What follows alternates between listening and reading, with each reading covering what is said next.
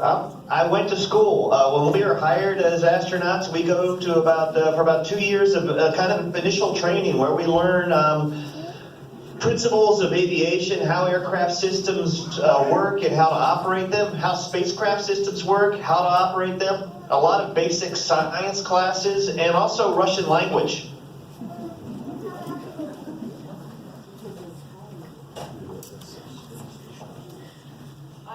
I'm Luke. How do you keep from making a mess when you're brushing your teeth?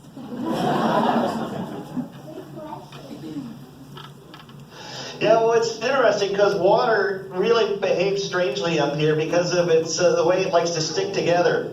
So water makes a mess. Starting off to brush your teeth is just like on Earth. It's exactly the same thing. The mess occurs when you're trying to clean up afterwards because water likes to stick to things. Like I have it here on my fingers and it just wants to stick. So you're trying to get rid of the toothpaste out of your mouth. It tends to creep up your face, and more often than not, it seems up your nose.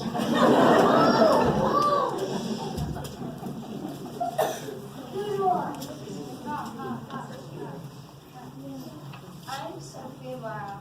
Next year will be the 50th anniversary of the lunar landing on Apollo 11. What do you dream of us accomplishing in the next 50 years?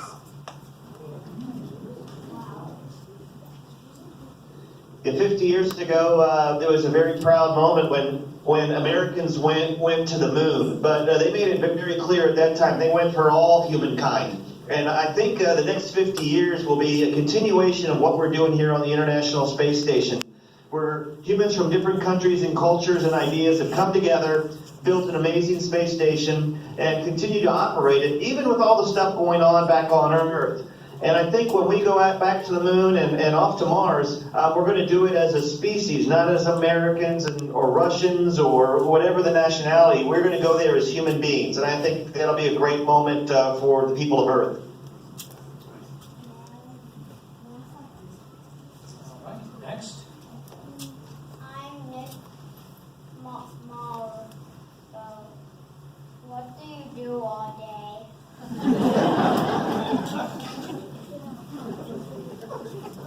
And like when you arrive at school on the first day of school, as you will here in a few weeks, you'll be handed a schedule and tell you what your day is going to be like. That's what our days are like on the International Space Station, but we get a new schedule every day, and it basically runs from about 7:30 in the morning till 7:30 at night. We have about 2 hours built-in exercise time and also time to eat, but the days are really full. We repair things, we install hardware, and the bulk of the time we spend doing science experiments.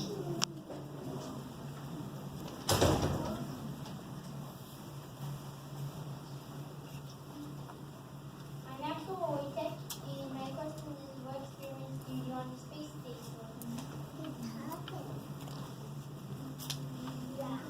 We do all kinds of experiments on humans and human health, and physics, biology, chemistry.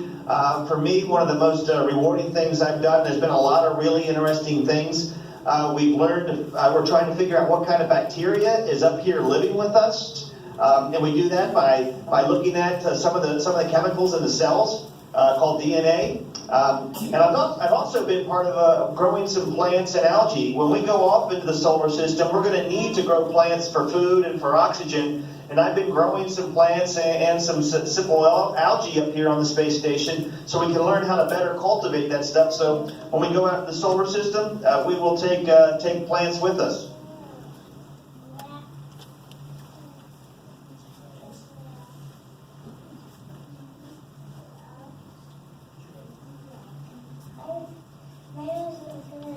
Besides the space station itself, what is the most interesting piece of technology on board the International Space Station?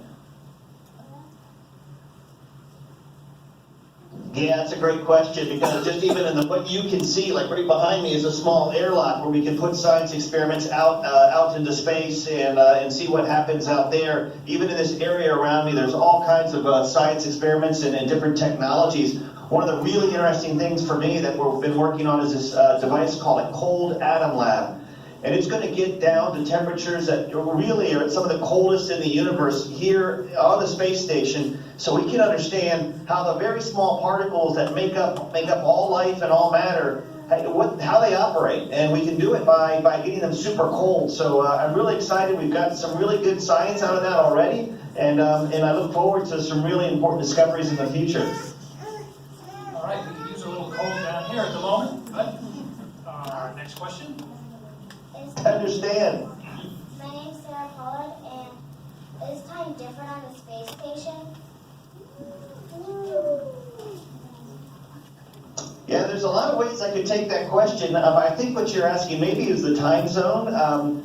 We kind of work from 7:30 in the morning to 7:30 at night. We go to bed around 10:30, 11 o'clock, just like we do on Earth. So our day-to-day is fairly similar. We're in a different time zone than you are in New Hampshire. We're on Greenwich Mean Time, so we're more closely aligned to what the time zone is in Europe. So I think we're about 5 hours ahead of you right now, so 5 hours ahead. So I'm kind of at the end of my work day while you're sort of in the middle of your day. And we do that because we have control centers all around the world, in Japan and Russia and in Germany and also in the United States. And we try to find a kind of nice middle of the road time zone where everyone in the middle of the day can kind of be up and working.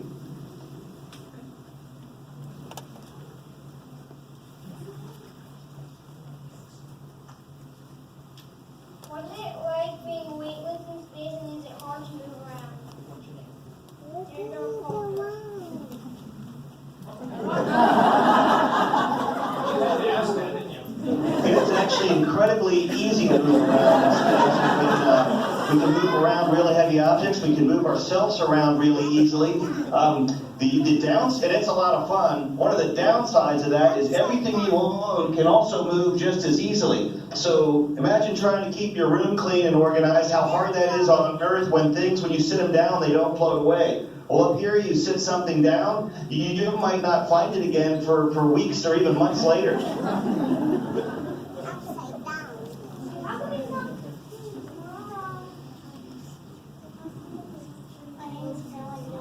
What was your inspiration to become an astronaut?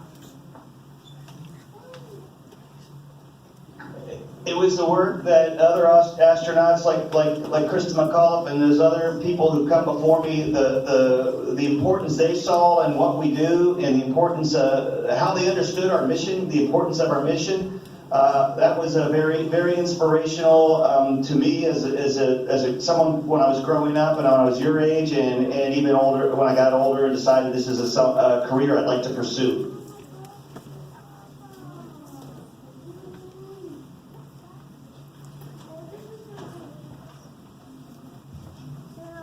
My name is Elijah Howard, and what are 3 things you miss most from Earth? Hi Elijah, I've been up here about 150 days or thereabouts, I think, so far, maybe 140 days. So definitely my family and friends. I miss fresh fruit and vegetables, and I miss the weather, and even the hot, humid weather on the East Coast, so where I grew up, even in Houston, I miss the weather. Okay. Next. Stand on the X. My name is Micaiah. My question is, what 3... No. That's all right. So what about the ISS will you miss most Take your time. when you return Earth?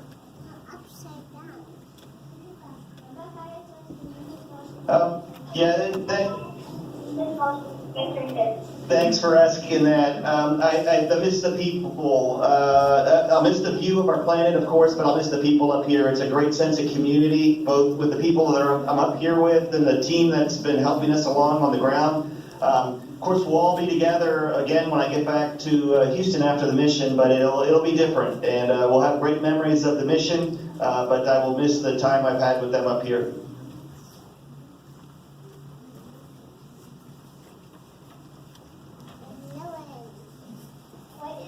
My name is Tristan McClaw, and what is your favorite space food? So most of our food selections come in something a little bit larger than a shoebox. So it gives you an idea that after 140 some days, I'm running low on favorite space food right now. I had to make the choice. I think we have a chicken and peanut sauce, which is pretty good, especially if I put more peanut butter in it and some hot sauce. It's still pretty tasty.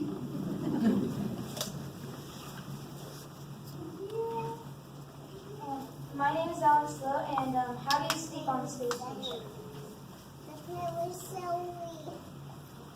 We all have our own crew quarters. It's about the size of a refrigerator, so it's very small. And what you see me doing here is about like how I sleep. I sleep with a sleeping bag on the wall with a few straps to hold me down, and my arms kind of floating and my head kind of floating. So you're kind of looking at how you sleep, but you can really sleep anywhere up here. It's quite comfortable just to kind of float as long as you don't bump into anything.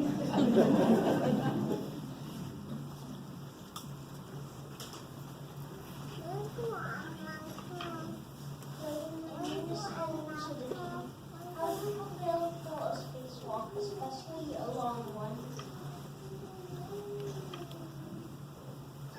Well, we have to get our suits ready, which takes a lot of time. They're very, very complicated machines, our spacesuits, because they're little tiny spaceships in essence. So that takes a fair bit of time. And then we also have to practice, almost like a rehearsal or studying for a test. So we spend a lot of time kind of studying and preparing. The other thing we do is we exercise. Moving around in a spacesuit is hard work, and we exercise every day. So when we go out for a 6.5 or 7 hour spacewalk, we're in good physical condition to do it.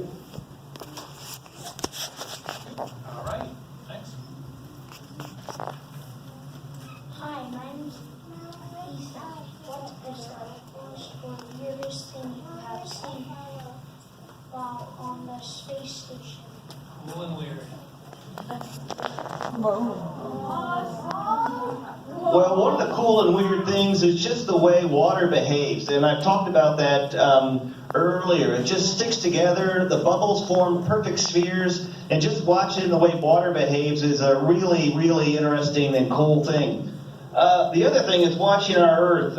It's a very dynamic planet. Just yesterday, I was looking out the window and I saw a major Category 4 hurricane in Hawaii, the big island of Hawaii, with an active volcano erupting all in one window pane. And just how dynamic our planet is just, it's an endless source of fascination for all of us.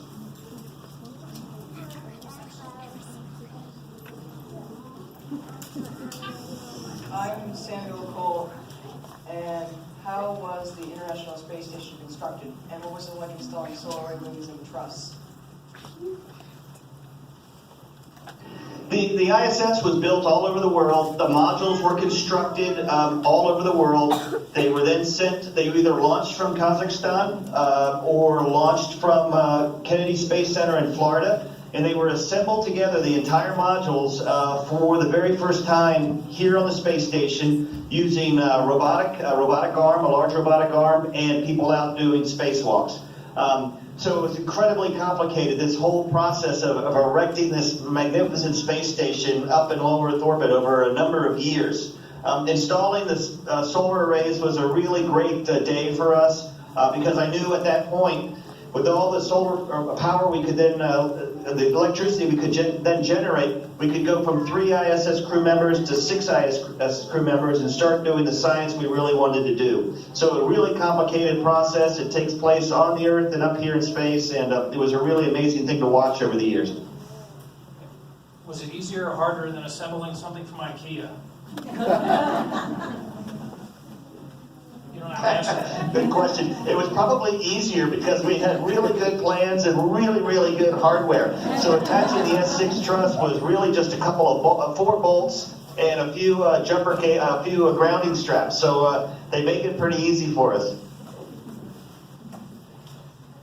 How long does it take to get used to microgravity? My name's Amelia McClaw.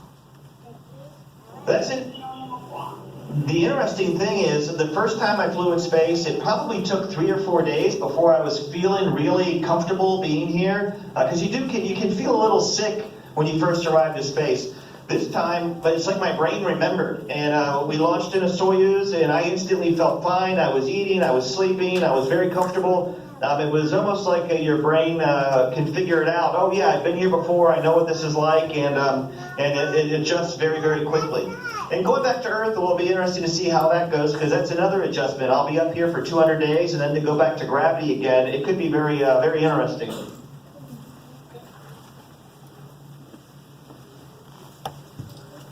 people make it to Mars? I mean, just Miracle.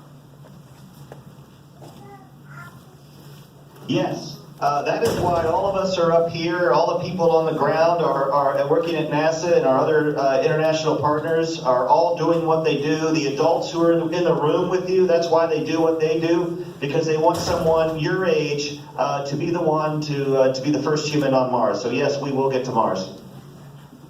Period.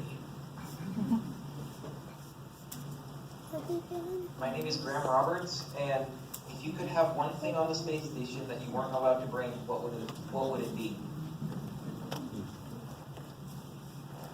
I had a fellow astronaut tell me many years ago, when you get to space, the very first thing you want to do is to have all your friends and family there with you so they can see and experience what you see. And I think that is absolutely true. That is the one thing you just wish you could share. Words escape me. Photographs don't quite do it justice.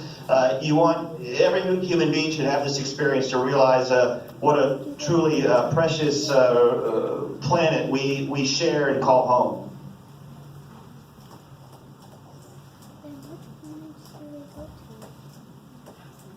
My name is Horatio Baxter. Since you are in space, can we assume that you are a science geek? What else do you geek out about? Yeah, my daughters would definitely agree that I'm a geek, so thanks for that, I think.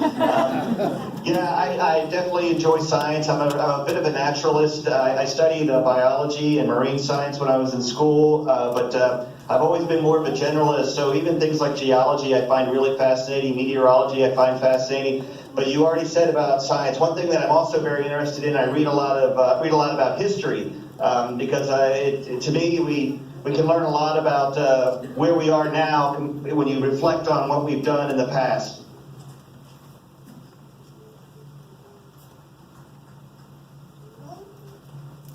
My name is Evelyn Smith, and my question is, was it scary traveling in space?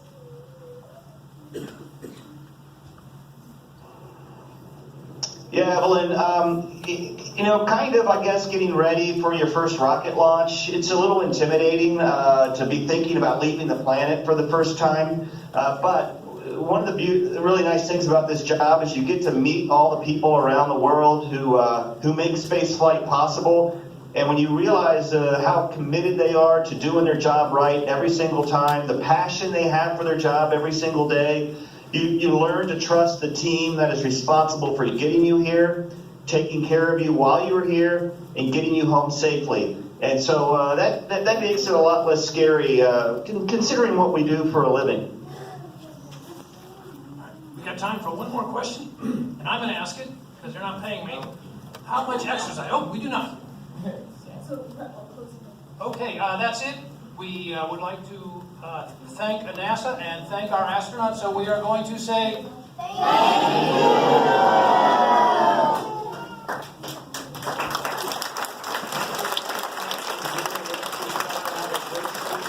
And thanks for joining me today.